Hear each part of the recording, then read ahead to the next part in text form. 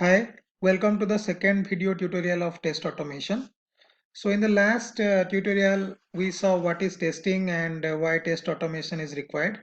So in this video tutorial, we are going to see what is automation lifecycle. So in manual testing, we have software testing lifecycle, right? So there are so many phases in software testing lifecycle. So when it comes to test automation, is there any lifecycle? The answer is yes.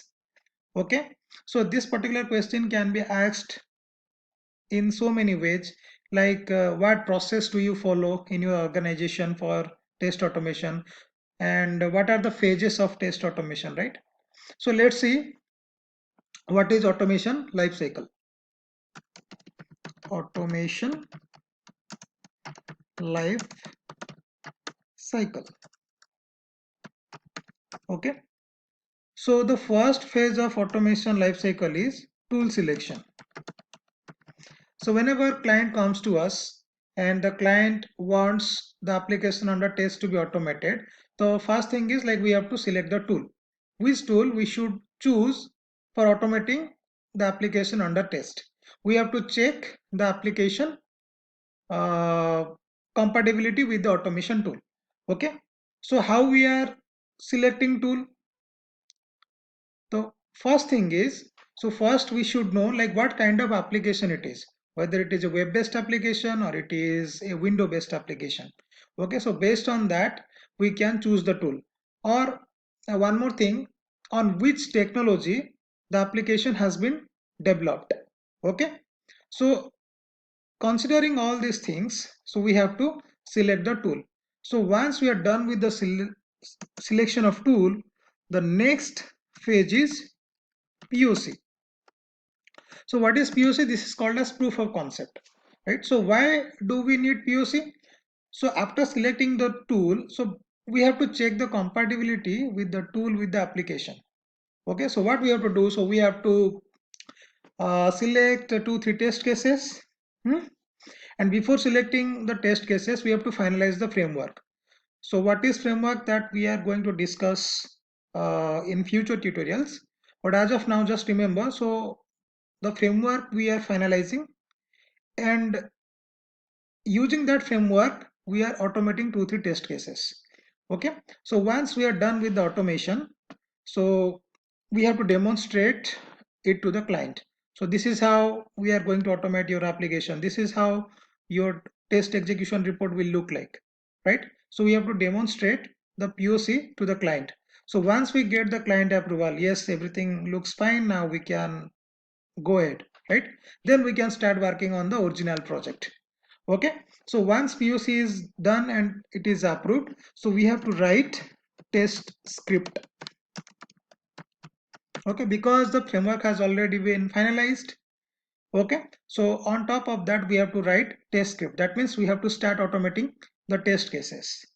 Okay, so once we are done with the test script, what we have to do, we have to do dry run. So what is dry run? So once we are done with writing test script, so we have to go for dry run just to make sure the test script is working as expected. There should not be any issues due to the script. If the application has any issue, that is fine, we can report it as a defect or bug, but the script should be run as expected. Okay, so after automating one test case, we should go for dry run just to make sure that your test automation script is working fine. It is not throwing any scripting errors, right? And this process is repetitive. Writing test script, dry run, writing test script, dry run, writing test script, dry run. So this is something repetitive process. Okay, so after automating one test case, we have to go for dry run just to make sure that script is working fine as expected, or like it is working fine. Okay, so this is something called as your automation lifecycle. So first thing is tool selection, so where we are selecting the tool, then we go for a POC, then we are writing test script, then we are doing dry run. Okay, now the next thing is how we are selecting test cases to be automated. Okay, so test cases to be automated. Okay, So the first point is test cases having high severity. That means if these test cases get failed, okay, so those have major impact on your customer's business. The test cases which are having high priority should be chosen for test automation. Second thing, test cases which have to be executed which have to be executed with multiple sets of data. So this is what called as parameterization, when a particular test case has to be executed with multiple sets of data. So we have to parameterize that test case. So such type of test cases should be chosen for test automation. Okay, test cases which need large amount of data.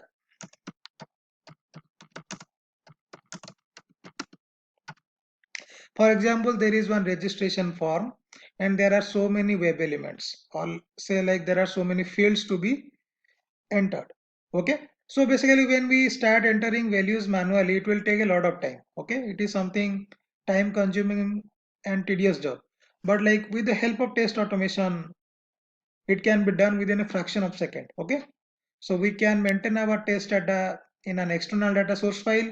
So during runtime we can fetch the data from that particular external data source file and we can enter in those fields during runtime. Okay, so test cases which need large amount of data can also be chosen for automation.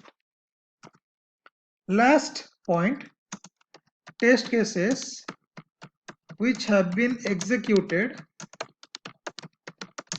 at least once manually. So we have to choose the test cases which have already been executed at least once manually. New test cases should not be chosen for automation because we don't know the behavior, how the test cases are going to behave, right? Then test cases not to be automated.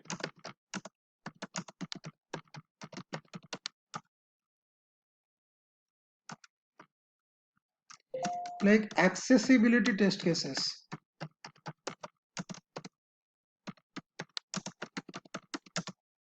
Like font color, font size, background color, right? Then like graphs, all those things. So accessibility test cases should not be chosen to be automated. Then test cases which have not been executed